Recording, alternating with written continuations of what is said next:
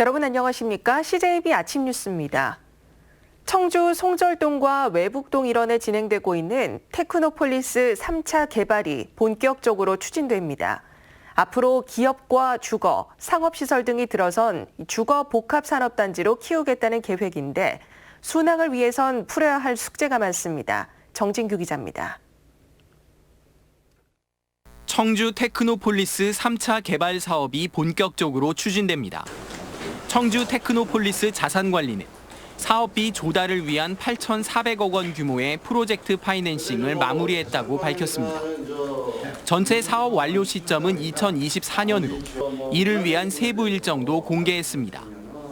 다음 달까지 지작물 조사와 보상 계획 공고를 완료한 뒤 감정 평가를 거쳐 오는 11월 중으로 보상 절차에 착수할 계획입니다. 행정 절차, 또 자금 사업비 조달을 위한 PF 절차가 지난달 말에 최종적으로 확정이 됐습니다. 하지만 넘어야 할 산이 적지 않습니다. 우선 부진의 유물 보전을 이유로 사업에 반대하고 있는 시민사회단체입니다. 1, 2차 개발 부지에선 삼국시대 분묘 등 500여 개의 유구와 1,500여 점의 유물이 무더기로 쏟아져 나왔는데 문화재청의 보전 심의도 이뤄지지 않은 상황에서 3차 사업까지 진행하는 건 옳지 않다는 겁니다. 이곳이 갖고 있는 문화재적 가치가 어떠한지, 청주에 어떤, 그리고 대한민국에 어떤 가치가 있는지를 좀 명확하게 밝힌 이후에 개발 여부를 결정해야 되는 것이 맞다고 봅니다. 400여 가구에 달하는 원주민들의 반발도 풀어야 할 숙제입니다. 이들은 1, 2차 부지 개발 당시 헐값 토지 보상 문제를 거론하며 현실성 있는 보상과 이주 대책 마련을 요구하고 있습니다. 우리는 이제 입장 지금 실거래가 팔리는 실거래가를 달라 이거예요. 그거 갖고는 안 되고. 청주 테크노폴리스 자산관리 측은 유물 출토 예상 지역을 원형 보존하고 이주민 간접 보상 계획을 마련해 사업에 차질이 없도록 하겠다고 밝혔습니다. CJB 뉴스 정진규입니다. 사기 분양 의혹을 받고 있는 서충주 신도시의 이른바 테라스 하우스에 대해 충주시가 기습적으로 입주를 승인했습니다. 보름 넘게 시위를 이어온 분양자들은 시장실 앞에 누워버렸습니다. 이태영 기자가 보도합니다. 서충주 신도시 테라스 하우스의 임시 사용 승인이 떨어졌습니다. 사업 계획서대로 시공했다는 감리 의견에 따라 충주시가 입주를 허가한 겁니다. 하지만 분양자들은 억울해서 땅을 칠 노릇입니다. 분양 홍보물에는 서비스라던 개인 테라스가 시에 낸 서류에는 공동 법정 조경 면적 안에 포함돼 있었습니다. 아무것도 처리해 놓은 게 없어요. 지금 하자보수 자체를. 지금 임시 사용 승인에만 맞춰가지고 작업을 하다 보니까 건물 외관만 꾸며놨지 내부는 세대 내부는 지금 개판입니다. 지금. 분양자들은 충주시도 면책이 불가하다고 주장합니다. 입주 예정자들과 부실 시공 여부를 공동으로 점검하기로 해놓고 어제 저녁 약속을 뒤집었다는 겁니다. 충주시는 하자는 보수하면 될 일이고 법정 조경 면적 문제는 지구 단위 계획을 변경하는 방식으로 해법을 찾겠다는데 가능한 일일지는 여전히 미지수입니다. 일단 테라스 부분이 가장 시급한 문제이기 때문에 이거는 이제 지구 단위 변경을 그쪽에서 제안해서 이제 변경을 해서 이 부분을 이제 자유롭게 사용할 수 있고 안전진단도 분명히 하겠다는 약속을 했고요. 이런 가운데 입주 예정자들은 사업 주체인 한국토지신탁을 사기 분양 혐의로 경찰에 고소했습니다. CJB 뉴스 이태현입니다.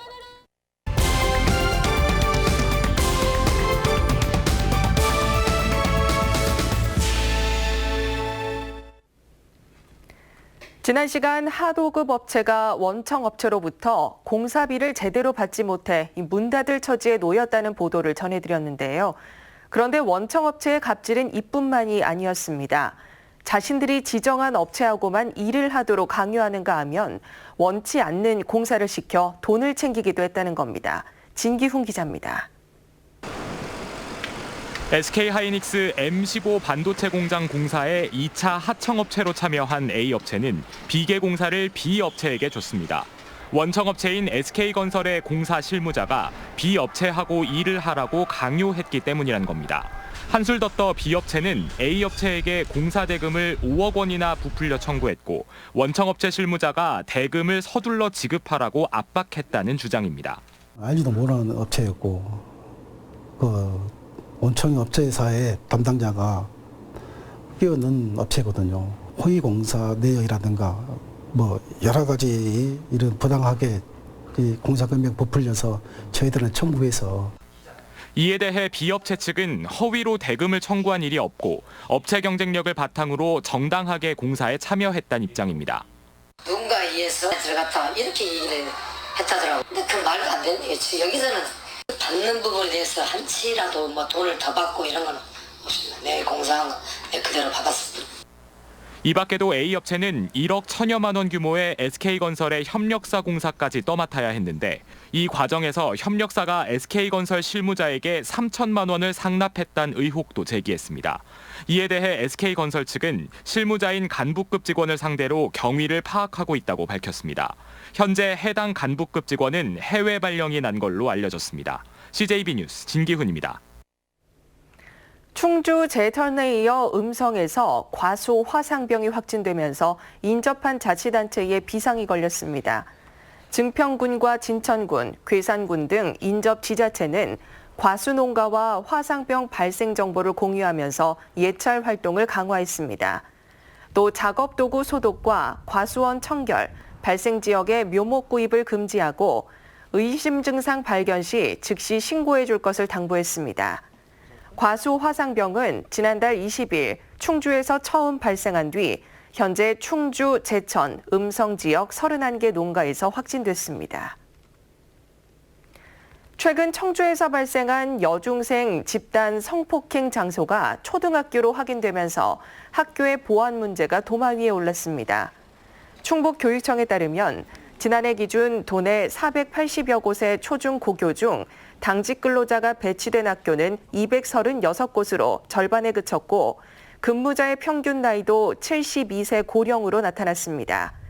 또 폐쇄회로 TV도 대부분 실시간 감시가 이루어지지 않고 있어 배움의 전당인 학교의 보안 문제가 심각한 것으로 나타났습니다. 네, 다음 뉴스입니다. 한국 프로야구를 대표하는 송진우와 장종훈을 배출한 청주 세광중고등학교가 부활의 날갯짓을 활짝 펼쳤습니다. 전국대회를 잇따라 재패하고 있는데 학교와 동문들의 지원과 소통의 리더십이 선전을 이끌고 있습니다. 조용광 기자입니다. 전북 군산중을 4대3 극적인 역전승으로 누르고 올해 전국 소년체전에 우승 트로피를 들어올린 청주 세광중 야구부. 송진우 투수가 중학교 시절 우승한 10회 대회 이후 무려 38년 만입니다. 지난해에는 1회 양준혁 전국 중학교 야구대회 우승과 15세 이하 전국 유소년 야구대회 준우승을 차지하며 막강 전력을 보여주고 있습니다. 시작하기 전에 저희가 모여서 저희가 주인공이다라는 생각으로 그런 구호를 가지고 경기에 임하고 저희 포기하지 않고 했기 때문에 저희 전국체전에서도 역전 우승을 했었던 것 같습니다. 형만은 아우 없다. 고등학교 선배들도 3년 연속 고교야구 주말리그 우승을 차지하고 5년 연속 충북 대표로 전국체전에 출전합니다. 한화 이글스 코치로 지도자의 길을 가고 있는 송진우와 장종훈의 계보를 잇는 대형 선수의 등장에 대한 기대감도 모으고 있습니다. 드래프트에 지명돼서 프로로 가서 장종훈 선수 같이 대한민국을 대표하는 그런 멋진 야구 선수가 되고 싶습니다. 세강중학교가 지금 다 좋은 팀워크를 갖고 있고 좋은 선수들이 세강고등학교로 진학을 많이 하기 때문에 앞으로 좀 세강야구가 많이 발전하지 않을까 싶습니다. 역대 최강으로 불리며 전국 무대에서 발군의 실력을 뽐내고 있는 세광야구. 다음 목표는 전국 중앙야구 선수권대회 첫 우승과 37년 만에 황금 사자기 고교야구대회 재패입니다.